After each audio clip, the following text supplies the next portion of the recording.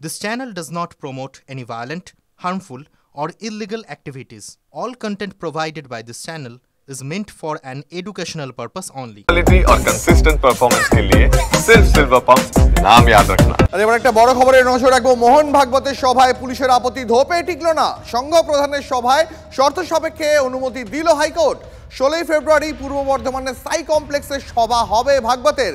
আরো বিস্তারিত জানবো, সহকর্মী শ্রাবন্তী সাহা রয়েছেন টেলিফোন লাইনে। শ্রাবন্তী, দেখো, মূলত আপত্তি ছিল যে কমপ্লেক্সের মাঠে এই সভা হচ্ছে সেখানে তার পরপরই মাধ্যমিক উচ্চ মাধ্যমিক পরীক্ষা রয়েছে এবং আজকে রাজ্য সরকারের পক্ষ থেকে জানিয়ে দেওয়া হয় যে কলকাতা হাইকোর্টের একটি নির্দেশ ছিল, সেই নির্দেশ অনুযায়ী সাধারণভাবে একটি গাইডলাইন ফলো করা হয়।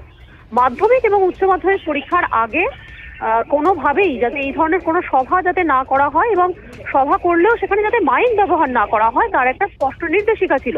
সেই নির্দেশিকা মোতাবেক এই সভায় অনুমতি দেওয়া হয়নি, এমনটাই জানিয়েছেন এজি। যদিও বিচারপতি অমৃতা সিনহা সাফ জানিয়েছেন যে সাধারণত যদি লাউড স্পিকার ব্যবহার করা হয় সেটা নিয়ন্ত্রণাধীনে থাকছে কিনা সেটা দেখার দায়িত্ব কার। দূষণ নিয়ন্ত্রণ পর্ষদের তারা কি কাজ রয়েছে, তারা কেন সেখানে যাচ্ছেন না?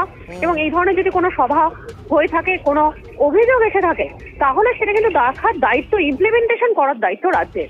এবং তারপরে এই অনুমতি দেওয়া হয়েছে, যদিও বেশ কিছু শর্ত রাখা হয়েছে।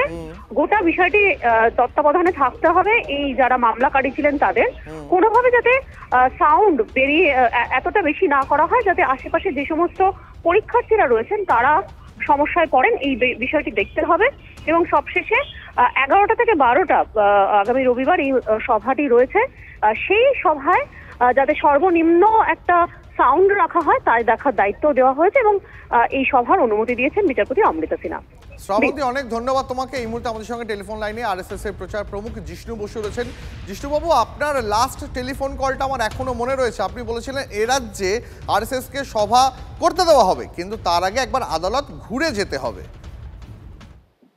হ্যাঁ, এটা গতকালকেও আমি টিভি9 কে বলেছিলাম। এটা খুবই দুঃখজনক যে ভারতীয় গণতন্ত্রের তো 3টে ভার্টিক্যাল, তার মধ্যে যেটা প্রশাসন তার ইন্ডিপেন্ডেন্ট থাকা উচিত, নিরপেক্ষ থাকা উচিত। তা না হলে আমাদের মতো একটা রাজ্যে, একটা এইরকম বর্ডারিং একটা রাজ্যে পরবর্তী ক্ষেত্রে অনেক বড় বিপদ আসতে পারে যদি প্রশাসন নিজের দক্ষতা হারায়। এই যে ঘটনা বারবার করে হচ্ছে যে প্রশাসন অনুমতি দিতে পারছেন না রাজনৈতিক চাপে, তারপরে আদালতে গিয়ে অনুমতি নিতে হচ্ছে, এটা প্রশাসনের দক্ষতা হারাচ্ছে। যে দক্ষতা হারালে পরবর্তী ক্ষেত্রে শুধুমাত্র একটি সংগঠন নয়, সমগ্র সমাজ ক্ষতিগ্রস্ত হবে। এবং যেহেতু আমরা একটা সীমান্তবর্তী। বেশ, আপনাকে অনেক ধন্যবাদ। কথা বলছিলাম আরএসএস এর প্রচার প্রমুখ জিষ্ণু বসুর সঙ্গে।